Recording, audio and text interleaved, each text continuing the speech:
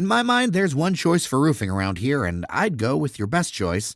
Whether it's time to replace your roof or repair it, Best Choice Roofing provides top-notch roofing services tailored to meet the unique needs of Detroit homes and businesses. They serve the region and inside the city of Detroit, too. You can find out more at bestchoiceroofing.com/Detroit. That's bestchoiceroofing.com/Detroit, or call 313-474-7031. That's 313-474-7031.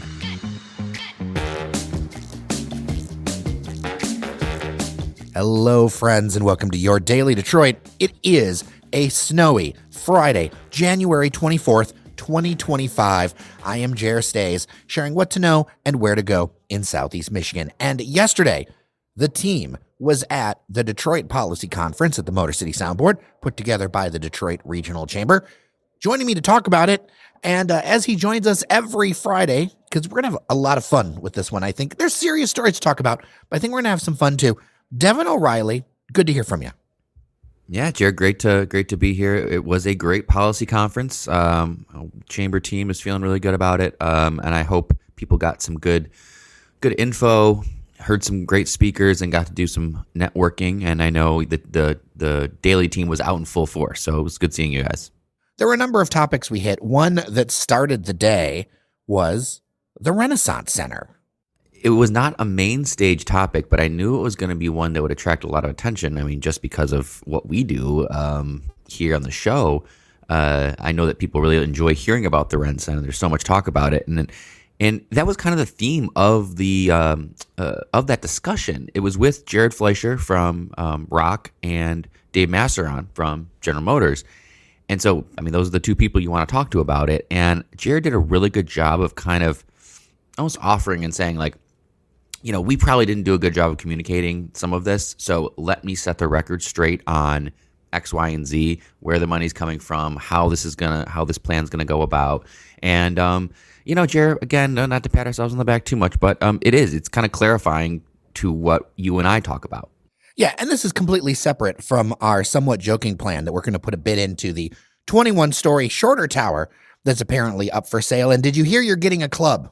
Oh, yes. I'll take it. That's what I would do anyway. The Pingree Club. But yeah, multifunctional though. I know not just a bar. I think that we would have food, a menu that was potato heavy, as you know, the idol of the people loved his potatoes and encouraged people to grow their own. So a lot of potato-centric dishes on the menu, maybe some potato vodka, that sort of thing on the drinks list.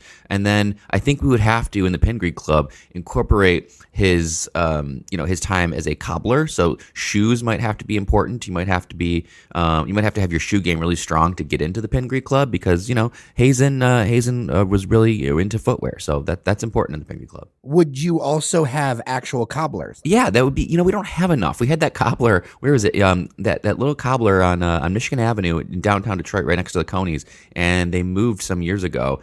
And we are at a loss for cobblers, Jer. And it would be good to have one in the RenCen at the Pingree Club, and you could have a master cobbler take care of your shoes, and then maybe have some cobbler at the Pingree Club at the Pingree Club bar. Have like a blueberry cobbler while your shoes are being fixed. Yeah, this is hey, look, there's worse ideas have been come up with on the show. I'm telling you, Pingree Club's not a bad idea. Next week, we're going to share the multitude of absurd suggestions from listeners for what we would do with our tower of the RenCen. But let's get back to the serious talk. I think that they shared some numbers that were very eye-opening. People will debate them, but they said that it would cost about $500 million per tower of the RenCen to convert it to residential. And that math really affects things, and it affects how the decisions that they would make. They also mentioned that they've been working for 10 years to try to find solutions for the promenade inside the podium area, an area that's about the same size as Somerset Mall, but does not have anywhere near the same retail spaces. And they're like, yeah, we've tried, and these are the costs. This is what would take to happen. And this is part of why they're proposing this, demolishing two towers, you know, fix up one for, you know, kind of the office space level that they feel they can handle, and then one as residential and take down the 2. First off, do you buy those numbers? I do buy the numbers because they're the people who would know it best. And I just would push back on anybody trying to dispute the numbers. Like, do you have your own? Did you do a calculation? I don't know. I mean, you can try and say that their numbers are off, but unless you're in real estate development and you've done multi-million-dollar projects, I have to take them at their word, don't we, Jer? I feel like I've looked into this kind of project when it first kind of started up as a story in other cities, and this actually kind of maths out. And to me, it feels like it feels like this might even be a little low. Like even a little conservative to do these towers, because these projects always overrun. Look at the Hudson's Tower, right? It's now more than $1 billion. It was going to be less than $1 billion. Yeah, these are extremely expensive conversions, which again is why in some cases they thought maybe it would even be cheaper to tear down and build back up, just because of how expensive the conversion is going to be. But that's why they're taking down too. And again, reaffirming. Sometimes you have to say things more than once, Jer, and we certainly say it enough. There should be no debate, or not debate. There should be no speculation on the RenCen plans. It is clear as day now. The 2 towers closest to the river are coming down, as is the pedestal. And in lieu of that, there is going to be a dearth of public space. Parks. We'll kind of see that vision come into play. But I think it's important, again, when we start talking about the brownfield tax, the $250 million, that space that's going to be created by the 2 towers coming down is going to be turned into space that Detroiters, suburbanites, the public alike can enjoy, and it will really enhance already a great riverfront. There is this public incentive portion. And I say incentive because this would not be something where you're giving a bucket of, like, it's not like the city or the state would be writing a check. Correct? I think that's a really big misunderstanding with the public.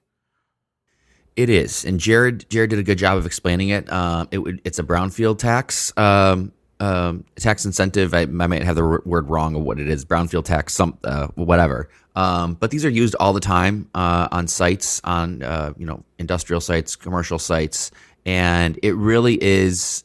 The money isn't realized until the work is done. And Jared explained that, it's not just a $250 million check up front. If half the work gets done, then they get half. If the whole thing happens, then they get it all. But it's only upon kind of realizing what they're planning to do that this money would be part of the project. And already, Dan, we don't want to speculate the number, but people should know. Dan is not saying come out of pocket, but like, they are going to spend upwards of $1 billion with no expectation of return on this RenCen project overall. So you look at this and go, Dan Gilbert was going to do this, but they're not. They're going to be lucky to break even. Yeah, exactly. That's what we talk about with all of our real estate projects, right? Here is like those massive projects that cost that much, the margins are thin. And I know people kind of poo-poo it or whatever, but it's true. The margins are really thin on these things. And so, sure, there might be a profit, there might not be. I don't think there's an expectation that there will be. I think they're kind of going into this saying, this will just be something that eventually, maybe does break even, sure. But also just a public, a public works project that enhances the riverfront and does give some office, give some more residential space. One thing to note is that Jared did confirm that there, in addition to the Marriott, it's going to get kind of an upgrade. So the hotel that does exist in the middle tower will get refreshed and upgraded, and they will add 200 residential units, luxury residential units, to the middle tower. What about the idea of turning part of this into affordable housing? Yeah, and he mentioned that as well. I think that's probably the fate of the lower tower. One of the two towers that are remaining, the 2 smaller towers.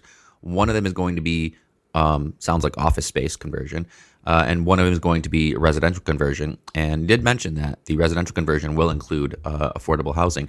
What that means, that's kind of a loaded term. We don't know what affordable housing necessarily means, right, Jerry? People say it all the time. Sometimes it means a certain percentage of AMI. So more to come on that. But they did at least signal that there would be some affordable housing in this development. This is so tough because I understand there's a lot of feeling around the visual impact of the RenCen. And then there's the cold reality of the dollars. And the two of them don't comport. And I think it's really hard for the public, like some of the comments that even we got on social media or other places, this is one the public's just having a hard time wrapping their mind around because they grew up for a generation with the RenCen. And the idea that a large chunk of it will be gone, that Detroit, I mean, it is a gut punch emotionally, I think, to a lot of residents, feeling that we are not strong enough as an economy or as a place, that we can't keep this icon going. But in reality, we haven't kept it going for 10 or 15 years. Right. Part of it is just outdated thinking. Like, right, it was not full. It was not realizing its full potential for, over a decade now. But also it's like, I don't like when people kind of say we're losing something. Why don't we look at it? We're gaining something. Empty office towers are going to become beautiful public space with all sorts of amenities. I'm sure it's going to be extreme. It's going to be very cool, Jared. I mean, they do good work, man. So it's going to be really friggin' cool, I'm sure, what they do with it. So why not look at it as creating something out of underutilized steel and glass towers that weren't realizing their full potential? And to the visual aspect, Jared also talked about this. It's actually semantics. It's not going to change much because at any vantage point, you're basically looking at three towers. Like, think about it. If you're standing on Jefferson, you're looking at the RenCen. You're seeing a tall tower and two shorter towers. If you're standing, on the other side, you're basically seeing a tall tower and two small. You basically are seeing three towers all the time anyway. Your visual line of sight doesn't allow you to see all five towers. So it's not going to be that different. Well, as always, would love people's feedback. dailydetroit@gmail.com. There were some other topics we got into. One is this Detroit to Ann Arbor kind of corridor, pulling Metro Detroit and Ann Arbor together, because Ann Arbor has been an area that has seen startup investment, but in all reality, as far as population, Ann Arbor isn't very big. It and like Sterling Heights are like in the same neighborhood of population, much more so than like Ann Arbor and like a county, like Wayne or Oakland County or something. So there's like this connection that people want to draw between Ann Arbor and Metro Detroit. And in the speeches, Richard Florida, who I believe is going to be coming on the show next week, talked about this idea of, places like Silicon Valley or in Colorado, you have paired college towns and metro regions. This is something that a number of places have been able to find with a lot of success. I thought it was interesting because those connections, I think, are economically important, but also I hear even from listeners, people who don't even think of Ann Arbor as like Metro Detroit. And like, so it's another one to wrap your head around. I think, okay, there's obviously a lot to this. And, I think when you're talking about that corridor, it's one of those where people who are kind of think on a global scale or, national scale, they don't understand why Detroit and Ann Arbor aren't thought of together as kind of a metro region.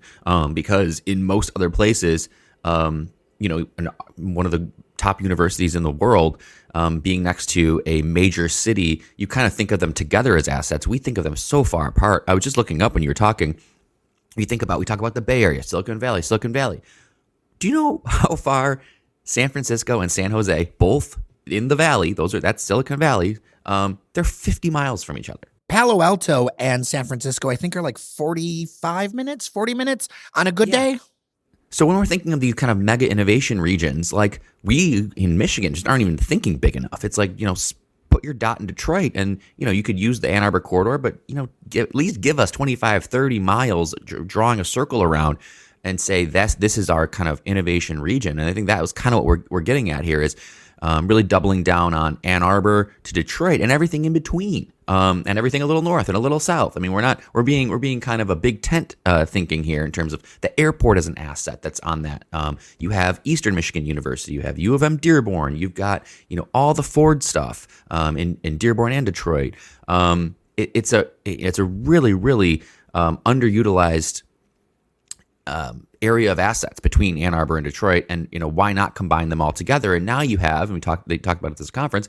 Now you have the two more. Well, Michigan State now having a presence in Detroit, U of M now having a presence in Detroit, and Wayne State, who was always there.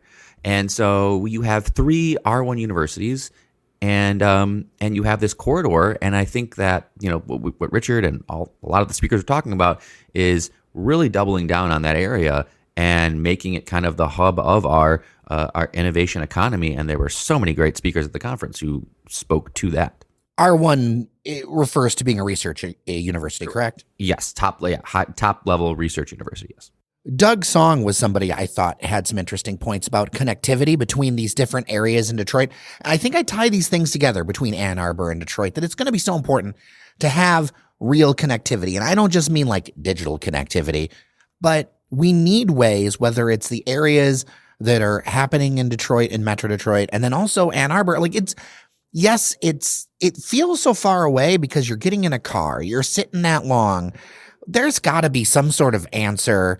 And there was some talk about transit in different sessions, but there's got to be some sort of real answer around that at some point where it's like, why can't I just easily, if I'm at Wayne State University, I should be able to get to U of M, in at least drive time or faster, like physically connect these jobs and these people without having to like hop in a car, find parking, drive around, all that. Like this stuff should, if we're serious about connecting it, we should connect it.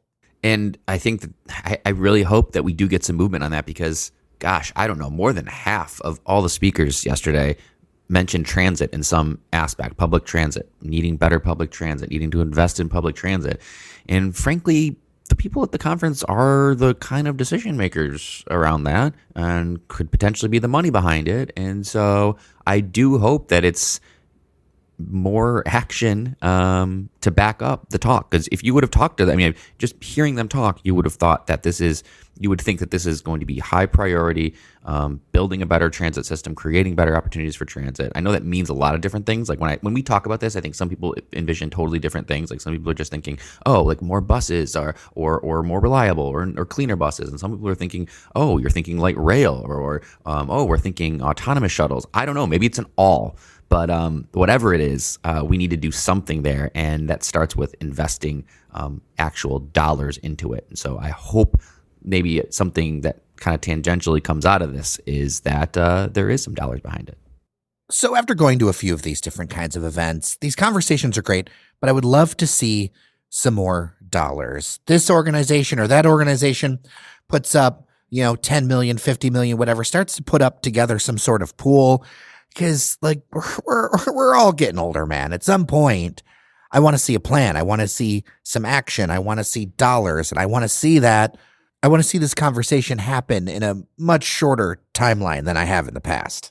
It's gonna take a lot of money. I think I mentioned this in another episode, Jer. I'm not super pessimistic. I'm not super down on the opportunities for this. I know some people think because of what's happening nationally, federally, that somehow we're not gonna get what we're looking for, investment wise, dollar wise. I'm not so sure about that. I think that we do have an opportunity. I think this is a bipartisan issue. More investment here, more talent. It's good for business, and I think everybody can agree on that. Good for education. I think that's a bipartisan thing. So I'm not someone who thinks like, oh, all is lost for the next 4 years because we're not going to get any federal dollars for transit. I think we will.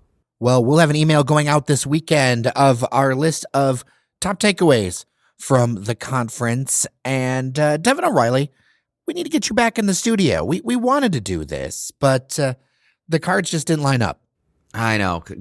Yes, I'm going to tentatively say I'm going to see you next week in person. But also, I wanted to mention, Jared, for recaps of the conference, if you go to the DetroitChamber.com website, we're going to put up the videos. I don't know if they're up yet, but they're going to shortly be up videos of all the sessions. So if you missed something or if there's someone you wanted to hear from that you didn't get a chance to attend or see, that'll all be up in video form. And so you can kind of see it for yourself.